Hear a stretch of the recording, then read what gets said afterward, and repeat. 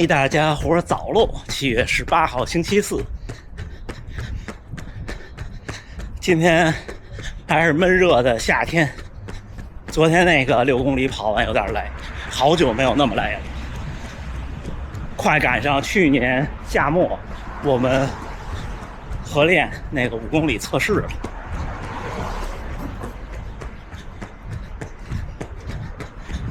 那次那个5公里测试跑了，好像是3分20多的平均配速。第二天感觉都不行了，跟跑马拉松似的，比跑马拉松还累呢。所以其实强度挺关键的。就像我说，100公里跑完了以后，其实当天和第二天没有跑马拉松那么累，因为没那强度。你看，在玉堂津这条最宽的路啊，有好多这种雕像。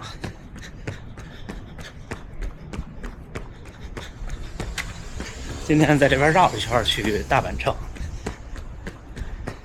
今天咱们聊点什么呢？有小伙伴说能量胶，我看能量胶里有防腐剂，怎么办？一会儿咱们再聊，举不动相机了。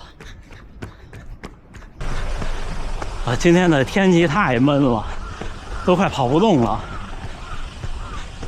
衣服已经湿得透透的。就这儿的湿度比北京大特别多。那比方说去超市买个冰鲜的东西，从超市出来，那包装盒上就已经就跟被水浇过一样，就差不多了，能肉眼可见的水珠，特别带劲。老觉得是包装漏了。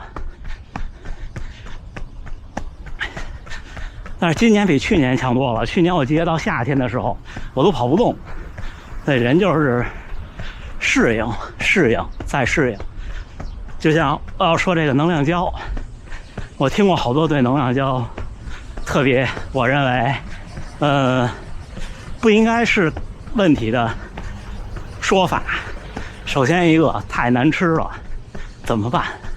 它又不是当饭吃。而且说句不好听的，你不可能每一顿饭都是山珍海味，都符合胃口。你总有为了活着吃的那一口饭。到咱们马拉松赛场上也差不多，就是拼尽全力，需要这个能量注入了。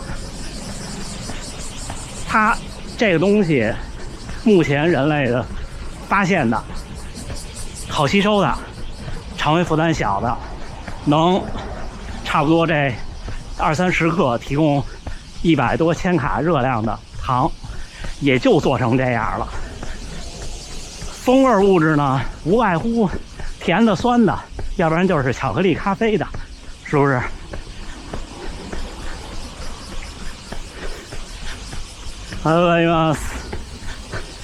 而且能量胶袋也都是不透明的，你也看不见，咱就色香味俱全，就别提了，是不是？而且这些味儿也不难吃啊，就算难吃，您就觉得我就咽不下去，就觉得不好吃。但是还是那句话，您这是在赛场上，它是不能说救你命吧，但是救你成绩的东西。这就像那些你不管是长途跋涉去干什么，带压缩饼干一样，你肯定不能带鲜的东西。但是呢，你说像稍微好咽一点的，那必然能量密度就没那么大，不是那种质地的，你又不好携带，对吧？就比赛，马拉松比赛，我是不建议带那种就是等身那种特大管的，那太沉了。你赛前费那么大劲减下一点体重，就白费了。而且体重跟你身上带的东西感觉不一样。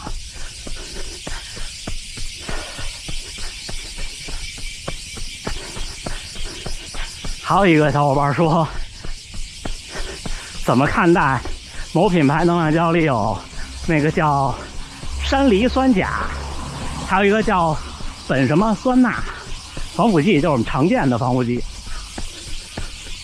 说对身体不好。就还是那句话，您不拿它当饭吃，不谈剂量，说毒性其实都不太合适。因为你说我们发展到现在的科技，我仍然是一个不可知论者。就很多东西以前人们觉得是没事的，现在有研发出来说，哎，它也不行。那早晚还有更多不行等着我们。人吃五谷杂粮，对不对？除非将来未来的某一天，所有人的食品都是合成的，都是当时被证明对人体有益而完全无害的东西，否则不可能啊，是不是？而能量胶你又不拿它当饭吃，这么说吧，像我训练的时候不吃，最多可能很艰苦的30公里训练的时候吃，再加上比赛，我一年也就3、4场。你就说多点，咱们一年跑10场，一场吃4到5个，也不过就是50管，那一管才30克，那防腐剂的含量忽略不计，那可能都没轮到您的胃吸收，就排出去了，就跟咽了个泡泡糖或者咽了个糊似的。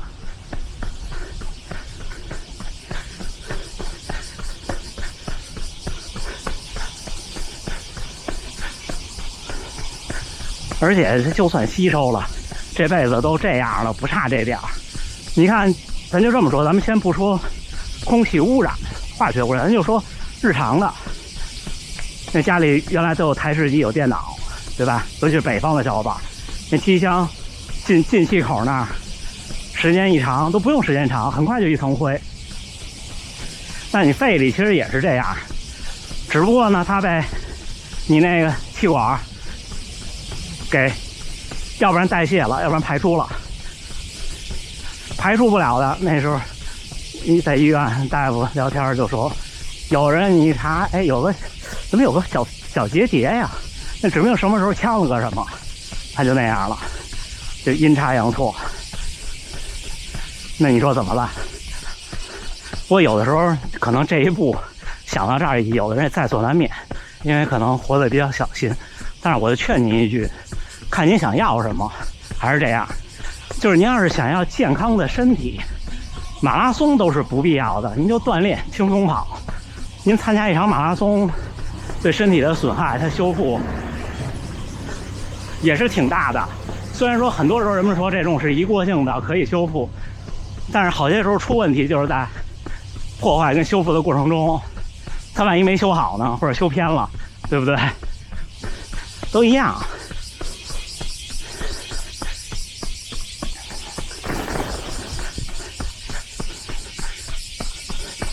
所以我觉得，您要是想要成绩、想要比赛的小伙伴，就别想这些。选能量胶呢，选一个自己还算爱吃的味儿就行了。我的口味就是我喜欢吃酸的，我对甜其实很一般，就日常生活中我是特别不爱吃甜的一个人。但是你到了赛场上没办法，你会觉得你就这么暗示自己，这东西甜，这东西有劲儿，能量高，吃了以后我就好了，我就能接着跑。